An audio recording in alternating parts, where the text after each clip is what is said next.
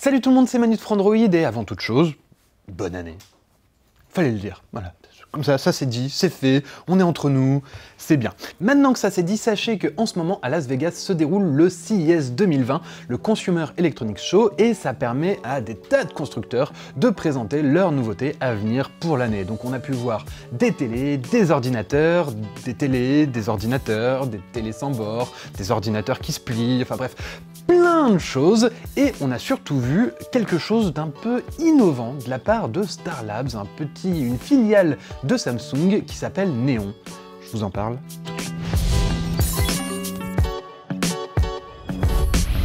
Il s'agit en fait d'un être virtuel généré par ordinateur, capable de montrer son intelligence, un petit peu comme le font nos assistants vocaux actuellement, et des émotions, ce qui n'est pas du tout comme nos assistants vocaux actuellement. En fait, là où nos assistants vocaux comme Bixby, Alexa, Google Assistant, Siri sont capables de nous donner une interface vocale sur Internet, donc on leur demande la météo, on leur demande l'heure, on demande de faire des recherches pour nous, et ils vont nous répondre. Là, le but, c'est surtout d'avoir une autre personne en face de nous, un petit peu comme si c'était un ami. Alors je juge pas, hein. Il y en a qui peuvent avoir envie. Mais c'est un ami virtuel. Finalement, ce que Star Labs promet avec le projet Neon, c'est de réussir à coup sûr le test de Turing. Pour ceux qui ne connaissent pas, le test de Turing, c'est quelque chose qui a été inventé en 1950 par Alan Turing et qui consiste en fait à un test d'intelligence artificielle pour savoir si l'intelligence artificielle est capable de duper un humain et donc de se faire passer pour un humain. Le principe est simple, il suffit de mettre une personne face à une intelligence artificielle d'un côté et un véritable humain de l'autre. Sachant qu'il ne sait pas qui est qui, s'il n'arrive pas à déterminer à coup sûr qui est l'intelligence artificielle et qui est l'humain, l'intelligence artificielle a réussi le test de Turing, elle s'est fait passer pour un humain. Le problème étant que ça fait au moins depuis 2013 que des chercheurs affirment que leur intelligence artificielle est capable de battre le test de Turing.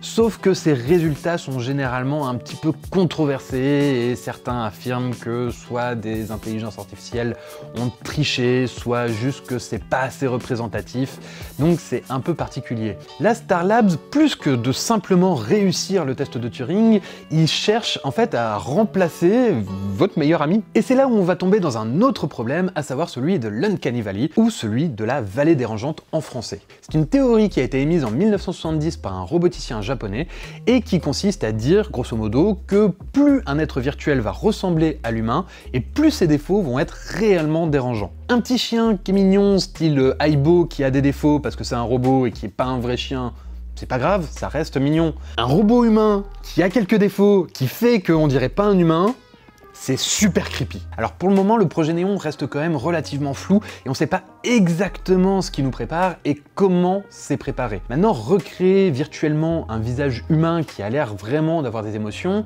aujourd'hui, c'est déjà possible. On l'a vu par exemple avec Star Wars ou Fast and Furious qui ont recréé numériquement des acteurs qui étaient décédés lors du tournage. On a pu le voir avec les deepfakes dans une certaine mesure où des petits malins s'amusent à mettre le visage d'une personnalité sur le corps d'une autre personnalité. On a pu le voir également dans des jeux vidéo, et si on regarde par exemple dans Death Stranding, le dernier jeu d'Hideo Kojima, on a des acteurs qui ont réalisé des scènes pendant des heures et du coup on a l'impression de les avoir à l'écran pendant les cinématiques, alors que forcément c'est pas du tout le cas, ce sont pas eux, mais juste une représentation numérique. Le truc c'est que ça marche bien pour des scènes qui sont relativement courtes et qui sont programmées à l'avance, où on sait ce que l'intelligence artificielle va devoir dire et devoir faire et quelles émotions elle va exprimer, mais dès qu'on va avoir besoin de la faire interagir en fonction d'une source inconnue, à savoir la personne avec qui elle va parler et pour une durée indéterminée, tout de suite ça va être beaucoup plus difficile, et c'est là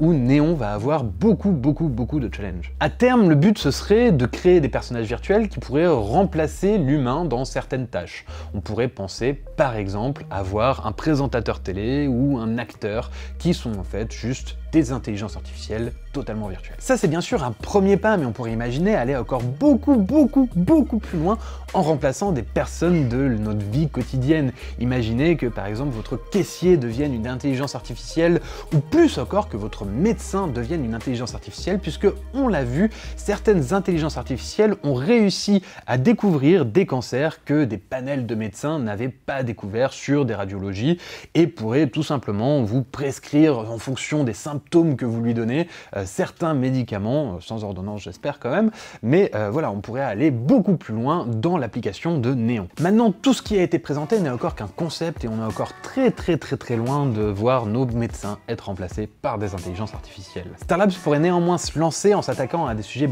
beaucoup moins sensibles que la santé, en proposant des petits jeux avec un avatar virtuel, un petit peu comme un Tamagotchi, mais qui aurait la forme humaine.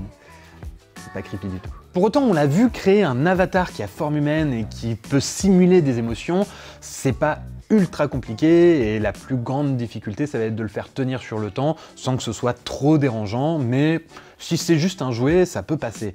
Le plus difficile, finalement, ça va être de refaire une intelligence artificielle, parce que si on veut créer un ami, on va avoir envie de converser avec lui, et donc forcément, il faut que la personne en face, cet avatar virtuel, ait quand même un minimum de répondants. Et c'est là où on va avoir quand même pas mal de difficultés, parce que l'intelligence artificielle, aujourd'hui, elle est très efficace sur des tâches très précises. Dans le cas de nos assistants vocaux, dont je parlais au tout début de la vidéo, que ce soit Siri, Alexa ou Google Assistant, ils sont super efficaces pour aller chercher des informations sur Internet. Ça, c'est leur tâche première. Mais dès que vous essayez de converser un petit peu avec eux, ça devient tout de suite beaucoup plus difficile. Et vous, je sais pas, mais moi, mon Google Home, il me comprend 1 fois sur 3. Pour tout dire, le responsable de la division intelligence artificielle chez Facebook, donc quand même un grand ponte dans le milieu, disait en 2018 que l'intelligence artificielle actuelle, elle rivalise même pas avec le cerveau d'un rat. Donc ça va être un peu difficile de se faire passer pour un humain. Du coup, les amis virtuels, c'est pas encore pour demain, il va falloir patienter un petit moment avant que ça arrive. Mais c'est pas étonnant puisque Samsung nous a déjà habitués à nous faire des gros effets d'annonce pendant les CES. Je sais pas si vous vous souvenez, mais en 2013, on avait eu une belle vidéo montrant un smartphone pliable en tablette. C'était magnifique, ça nous a fait rêver pendant des années. Et en 2019, on a eu le Galaxy Fold. Voilà, je vous laisse méditer là-dessus.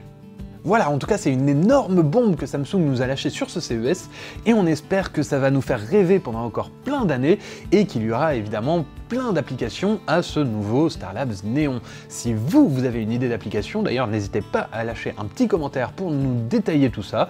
Moi, ça m'a fait extrêmement plaisir de vous retrouver. Si vous aussi, n'hésitez pas à lâcher un petit like, à vous abonner, et je vous dis à très bientôt sur Frandroid.